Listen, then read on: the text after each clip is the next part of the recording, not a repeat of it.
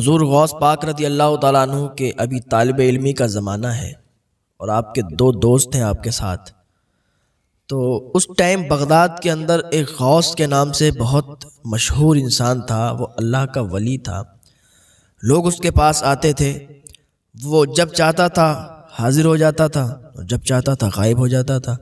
تو ایک دن حضور غوث پاک رضی اللہ تعالیٰ عنہ نے ان دونوں دوستوں سے کہا چلو ان سے ملاقات کر کے آتے ہیں. تو ایک دوست نے کہا کہ میں ایسا سوال کروں گا کہ وہ لاجواب ہو جائیں گے، میرے سوال کا جواب نہیں دے پائیں گے. دوسرے نے کہا ہاں مجھے بھی ایسا ہی ارادہ ہے، میں بھی ان سے ایک سوال کروں گا اور ان کو لاجواب کر دوں گا. لیکن حضور غوث پاک فرماتے ہیں میں تو صرف ان سے ملنا چاہتا ہوں، میرا تو بس ملنے کا ارادہ ہے، کوئی سوال جواب کا ارادہ نہیں ہے. میں تو بس ایسی ہستی ہے کہ خود ظاہر ہوتے ہیں خود غائب ہو جاتے ہیں. اللہ کے نیک بندے ہیں، ملاقات کرنے کا دل ہو رہا ہے ملاقات کر کے چلا ہوں گا. تینوں لوگ نکلتے ہیں مدرسے سے اور جاتے ہیں بغداد میں ان اللہ والے سے ملنے، اور چلتے چلتے سفر طے کرتے کرتے اور منزل پر پہنچ جاتے ہیں، یعنی اسی اللہ والے کے مکان پر پہنچ جاتے ہیں. لیکن اس ٹائم وہ وہاں موجود نہیں تھا، ایک دم ظاہر ہوا. تو جو حضور غوث پاک رضی اللہ تعالیٰ عنہ کے ساتھ جو دو ساتھی گئے ہوئے تھے، ان میں سے ایک ساتھی سے انہوں نے فرمایا کہ تم مجھ سے سوال کرنا چاہتے ہو کہ سوال کرو گے میں لاجواب ہو جاؤں گا. سنو تمہارا سوال یہ ہے اور اس کا جواب یہ ہے. سوال بھی بتا دیا اور جواب بھی بتا دیا اور کہا سنو میں تمہارے اندر کفر کی علامتیں دیکھ رہا ہوں، میں تمہارے اندر کفر دیکھ رہا ہوں. اتنا کہا اور دوسرے والے کی طرف آپ نے دیکھا اور کہا تو کیا کہتا تھا کہ میں سوال کروں گا لاجواب کر دوں گا. تو سن تیری اس بے ادبی کی وجہ سے میں دیکھ رہا ہوں کہ دنیا تیرے کانوں تک پہنچ چکی ہے، دنیا کو تیرے کانوں تک پہنچتا ہوا دیکھ رہا ہوں. اتنا کہا پھر حضور غوث پاک کی طرف دیکھا اور کہا بیٹے میں دیکھ رہا ہوں کہ تم ایک دن منبر پر کھڑے ہوگے اور تقریر کر رہے ہوگے، باز کر رہے ہوگے اور یہ اعلان کرو گے کہ میرا قدم تمام اولیاء کی گردنوں پر ہے اور سارے ولی اپنی اپنی گردنوں کو جھکا لیں گے. میں دیکھ رہا ہوں. حضور غوث پاک رضی اللہ تعالیٰ عنہ اور ان کے دونوں ساتھی وہ واپس چلے آئے مدرسے میں. وقت گزرتا جا رہا تھا، تینوں ساتھی محنت کر رہے تھے، مدرسے میں پڑھائی کر رہے تھے. حضور غوث پاک رضی اللہ تعالیٰ عنہ بھی پڑھ گئے اور وہ دونوں جو ساتھی تھے وہ بھی پڑھ کر اچھے عالم ہوئے. وقت دھیرے دھیرے گزر رہا تھا. ادھر حضور غوث پاک رضی اللہ تعالیٰ عنہ بھی ایک جید عالم دین بن چکے تھے، ان کے وہ دوست بھی جید عالم دین بن چکے تھے. اب وقت وہ آ چکا تھا جو اس غوث نے کہا تھا، جو وہ غوث مشہور تھا، اس نے کہا تھا کہ بیٹے تم سچے ہو، تمہارا ارادہ سچا ہے، تم منبر پر کھڑے ہوگے بغداد کے اور ایسا ایسا کہو گے. تو وہ وقت بھی آ گیا کہ حضور غوث پاک رضی اللہ تعالیٰ عنہ بغداد کے منبر پر کھڑے ہوئے اور کہا تھا، آپ نے فرمایا تھا کہ میرا قدم تمام اولیاء کی گردنوں پر ہے. تو تمام اولیاء اپنی اپنی گردنوں کو جھکا لیا اور یہ بات حقیقت ہے. حضرت سیدنا جنید بغدادی رضی اللہ تعالیٰ عنہ منبر پر کھڑے تھے، خطبہ پڑھ رہے تھے کہ ایک دم آپ نے اپنے سر کو جھکایا اور کہا میری بھی گردن پر، میری بھی گردن پر. تو مرید ہوتے نا، مریدوں نے دیکھا تو پوچھا حضور آپ کی گردن پر آخر کیا چیز آپ کی گردن پر؟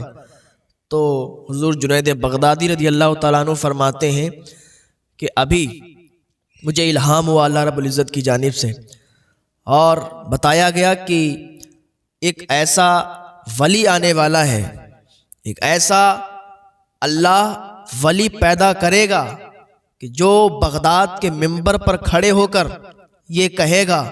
ابھی غوث پاک آئے نہیں ہیں پر دھوم مچی ہوئی ہے. کہتے ہیں وہ ایسا ولی آئے گا کہ جو تمام ولیوں کا سردار ہوگا. جیسے نبیوں میں میرے آقا صلی اللہ تعالیٰ علیہ وسلم کا مرتبہ ہے، ویسے ولیوں میں اس کا مرتبہ ہوگا.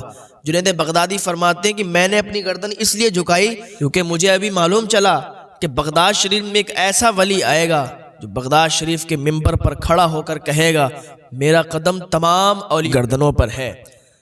تو میں نے عرض کیا مولا وہ کہے گا تب کہے گا، لیکن جنید ابھی اپنی گردن کو جھکاتا ہے اور کہتا ہے میری بھی گردن پر.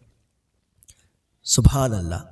ابھی آئے نہیں ہیں حضور غوث پاک پر چرچے چل رہے ہیں، ذکر چل رہا ہے. یہ حضور غوث پاک کی شان ہے. تو میں عرض کر رہا تھا کہ وقت آ چکا تھا کہ آپ بغداد کے ممبر پر کھڑے ہو کر کہتے ہیں تو اس غوث کی یہ بات سچ ہوئی۔ اس غوث نے دو باتیں اور کہی تھیں آپ کے دوستوں کے متعلق۔ ایک نے جو کہا تھا کہ میں ان سے سوال کروں گا، لاجواب کر دوں گا، سب سے پہلے والے نے تو بات انہوں نے کہی تھی کہ تیرے اندر میں دیکھ رہا ہوں کفر کی جھلکیاں دیکھ رہا ہوں۔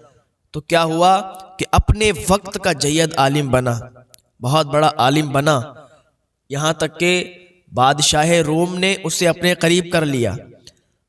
بادشاہ روم اس کو اپنے پاس بٹھانے لگا، اس کی عزت بہت کرنے لگا، تعظیم بہت کرنے لگا، یہاں تک کہ اس نے لوگوں کو چیلنج کرنا شروع کر دیا، لوگوں سے مناظرے کرنا شروع کر دیا، ایک اچھی خاصی عزت کمائی، مناظرے بھی جیتنے لگا۔ بادشاہ روم کو اس پر بہت بھروسہ ہو گیا، وہیں کی ایک لڑکی پر اس کا دل آ گیا تو بادشاہ روم سے کہنے لگا کہ حضور میری اس کے ساتھ آپ شادی کروا دیجئے، میں اس سے بڑا پیار کرنے لگا ہوں۔ تو بادشاہ روم نے کہا اچھا اگر تو اس سے شادی کرنا چاہتا ہے تو عیسائی دھرم قبول کر لے۔ اس نے عیسائی دھرم قبول کر لیا اور کفر کے دلدل میں پھنس گیا۔ اس غوث کی یہ بات سچ ہو گئی کہ تو کفر کے دلدل میں پھنسے گا، میں تیرے اندر کفر کی جھلکیاں دیکھ رہا ہوں۔ بات ان کی سچ ہوئی۔ اب دوسرے والے کی طرف آئیے، دوسرے والے کے لیے بھی انہوں نے فرمایا تھا کہ میں دنیا کو تیرے کانوں کی طرف دیکھ رہا ہوں، میں تیرے کانوں کے نیچے دنیا کو دیکھ رہا ہوں۔ اس نے بھی بڑی عزت کمائی، بڑا رتبہ، اور اتنی عزت کمائی کہ ادھر باز کیا، ادھر تقریر کی، ادھر ادھر مشہور ہو کے، اور اتنا رتبہ کما لیا کہ نور الدین زنگی نے اسے حاکم بنا دیا۔ نور الدین زنگی نے اس کی اتنی عزت کی، اپنے پاس بٹھایا اور اپنے بعد اسے حاکم بنا دیا۔ یہ حاکم بن گیا، بادشاہ بن گیا، دنیا اس پر ٹوٹ پڑی، یہ دنیا کے کاموں میں لگ گیا، یعنی دنیا میں گم ہو گیا۔ تو اس غوث کی یہ بات بھی سچ ہو گئی کہ دنیا تیرے کانوں کے نیچے ہے، یہ بات بھی سچ ہو گئی۔ حضور غوث پاک کی شان نرالی ہے۔ حضور غوث پاک رضی اللہ تعالیٰ عنہ کی سیرت تو پڑھیں آپ۔ حضور غوث پاک رضی اللہ تعالیٰ عنہ پر ایسا بھی وقت آیا کہ 1 سال تک آپ نے کھانا نہیں کھایا، 1 سال تک آپ نے پتے کھائے ہیں، اور 1 سال ایسا آیا کہ آپ نے اپنے رب سے وعدہ کیا، اللہ رب العزت سے وعدہ کیا، اے مالک، اے پروردگار، جب تک تو نہیں کھلائے گا، جب تک عبد القادر کھائے گا نہیں، تو کھلائے گا تو کھائے گا، تو پلائے گا تو پیے گا۔ یہاں تک کہ آپ نے نہ کھایا نہ پیا، 1 دن گزرا، 2 دن گزرے، 3 دن گزرے، 10، 15، 20، یہاں تک کہ 40 یا اس سے کچھ کم یا زائد دن گزرے تو حضرت خضر علیہ السلام آئے۔ غوث پاک نے کچھ نہیں کھایا نہ کچھ پیا۔ خضر علیہ السلام آئے، کہا عبد القادر یہ کھا لو، کچھ کھانا ہے، پانی ہے۔ تو حضور غوث پاک نے کہا نہیں، جب تک میرا رب نہیں کھلائے گا جب تک نہیں کھاؤں گا۔ تو خضر علیہ السلام نے کہا یہ تمہارے رب نے ہی تو بھیجا ہے۔ تو اعلیٰ حضرت کی نظر جب اس پر پڑی تو فرماتے ہیں قسم دے دے کے کھلاتا ہے پلاتا ہے تجھے، پیارا اللہ تیرا چاہنے والا تیرا۔